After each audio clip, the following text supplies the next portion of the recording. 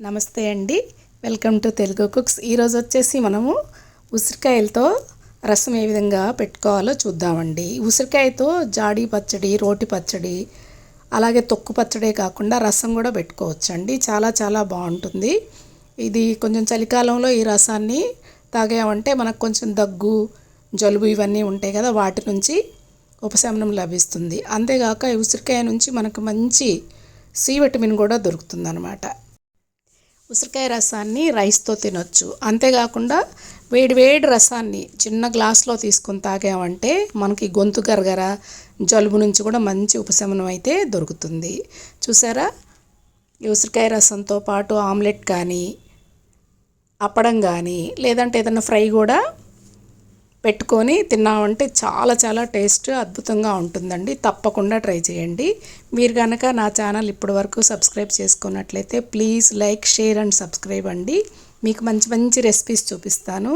అంతేకాకుండా మీ ఫ్రెండ్స్, మీ ఫ్యామిలీ మెంబర్స్తో కూడా షేర్ చేయండి. మరి ఇంక మనం రెసిపీలోకి వెళ్ళిపోదామా? ఈ ఉసిరికాయ రసం కోసం ముందుగా ఉసిరికాయలను తీసుకొని శుభ్రంగా కడిగేసి ఇలా ముక్కలుగా కట్ చేసి మిక్సీ జార్లోకి ఉంచుకోండి. నేనైతే ఒక 4 ఉసిరికాయలు తీసుకున్నాను. దీనికి వచ్చేసి పెద్ద సైజు టమాటా అయితే ఒకటి సరిపోతుంది, లేదంటే మీడియం సైజు టమాటాని శుభ్రంగా కడిగేసి ముక్కలుగా కట్ చేసుకొని అదే జార్లో వేసేసేయండి. దీనిలోకి వచ్చేసి 1 స్పూన్ మిరియాలని వేయండి. అదేవిధంగా 1 స్పూను జీలకర్రను కూడా వేసేయండి. మీకు కావాలంటే ఈ దశలో ఇక్కడ చెన్నులపైన కూడా కొంచెం వేసుకోవచ్చు, నేను వేయలేదు. వీటిని శుభ్రంగా మిక్సీ పట్టేసుకొని పక్కన పెట్టేసుకోండి.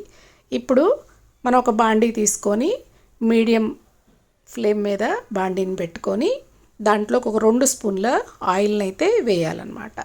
చూసారా, ఈ విధంగా వేసిన తర్వాత అల్లం ముక్కల్ని సన్నగా తరిగేసి ఆయిల్ వేసేసేయండి. అదేవిధంగా ఒక 2 కానీ 3 కానీ చిన్నులపాయలను కూడా తొక్కు తీసేసి చిన్నగా కట్ చేసి వేసేయండి. అలాగే ఆవాలు, జీలకర్ర వేసేసి బాగా వేగనివ్వండి. అందులోనే ఒక 2 ఎండుమిర్చి కూడా ముక్కలుగా కట్ చేసుకొని వేసేయండి. వేసేసి ఈ తాలింపు అంతా బాగా వేగాలి. చెన్నులపాయ బాగా వేగి బ్రౌన్ కలర్కి వస్తుంది. అప్పుడు మంచి అరోమా వచ్చింది మన తాలింపుకి. అదేవిధంగా ఎండుమిర్చి కూడా బాగా వేగాలండి, బ్లాక్ కలర్కి రావాలి. ఎప్పుడైనా తాలింపు అనేది ప్రాపర్గా అంటే మంచి అరోమా వచ్చే వరకు అందులో ఉన్న తాలింపు గింజల్ని, తాలింపు పదార్థాలని చక్కగా వేయించుకొని మంచి సువాసన వచ్చే వరకు ప్రాపర్గా చేసామంటే మనం వండే పదార్థాలకి ఈ తాలింపు మంచి ఫ్లేవర్ని అందిస్తుంది. చాలా కమ్మగా కూడా ఉంటుందన్నమాట. చూసారా, తాలింపు వేగిపోయింది.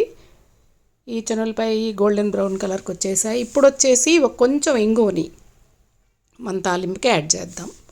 ఇంగువని కూడా ఒక 10 to 15 సెకండ్స్ పాటు వేగనివ్వండి ఆయిల్లో. అదేవిధంగా కరివేపాకును కూడా వేసేయండి. వేసి కరివేపాకు బాగా చిట్పట్లాడాలి.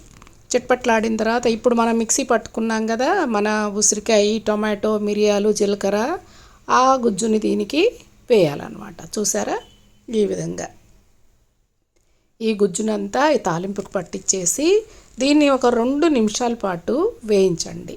చూడండి, ఆ టమాటాలో కొంచెం పచ్చిదనం పోయే వరకు వేగాలన్నమాట.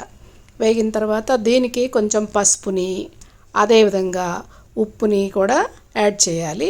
యాడ్ చేసి దీనికి వచ్చేసి 1 లీటర్ వాటర్ పట్టిద్ది. 4 ఉసిరికాయలకి 1 లీటర్ వాటర్ని యాడ్ చేసేసి బాగా బాయిల్ అయ్యే వరకు దీన్ని మరగనివ్వండి. చూసారా, అలా పొంగొచ్చే వరకు మరగనివ్వండి. మరిగిన తర్వాత నేను ఉప్పు, పసుపు వేయటం ఆ క్లిప్ మిస్ అయిందండి. మీరు తప్పకుండా ఆ టమాటా వేగేటప్పుడే, టమాటా ఉసిరికాయ గుజ్జు ఉంది కదా, అది వేగేటప్పుడే ఉప్పు, పసుపు కూడా యాడ్ చేయండి. అంటే అవి తగినంత వేయండి, రుచికి తగ్గట్టు మీరు తినే విధంగా. కొలతలు ఏమీ ఉండవు, చూసుకొని యాడ్ చేసుకోవటమే. మన రసం అయితే బాగా కాగి పొంగొచ్చేసింది. ఒక్కసారి ఉప్పు సరిపోయిందా లేదా ఒక్కసారి చెక్ చేసేసుకోండి. చెక్ చేసుకొని సరిపోలేదంటే బ్యాలెన్స్ చేసేసేయండి. ఇప్పుడు దీనికి వచ్చేసి మనం ఉడికించిన కందిపప్పును వచ్చేసి 1 కప్పుని బాగా పేస్ట్ చేసేసి కందిపప్పు ఉడికిన తర్వాత దీన్ని రసానికి యాడ్ చేసేసేయండి. దీనివల్ల రసానికి చిక్కదనం వస్తుంది. పప్పు ప్రోటీన్ కదా, ఆ ప్రోటీన్ కూడా ఈ రసం నుంచి మనకి అందుతుందన్నమాట. చూసారా, ఈ విధంగా పప్పుని అయితే కలిపి మళ్ళీ ఇంకొక 2-3 బాయిల్స్ వచ్చే వరకు చక్కగా ఉడికించుకోవాలి.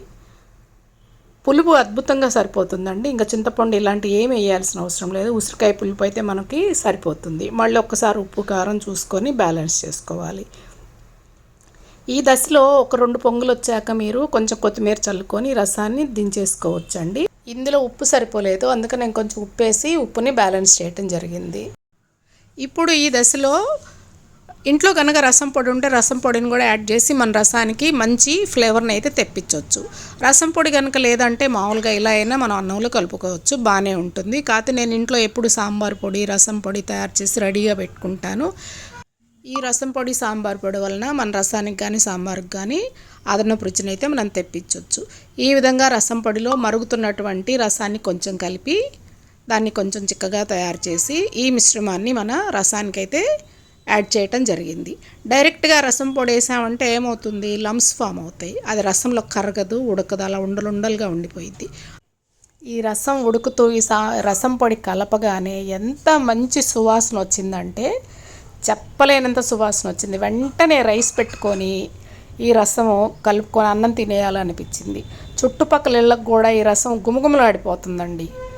అంత మంచి స్మెల్ అయితే వస్తుంది. తప్పకుండా ట్రై చేయండి, చాలా చాలా బాగుంటుంది.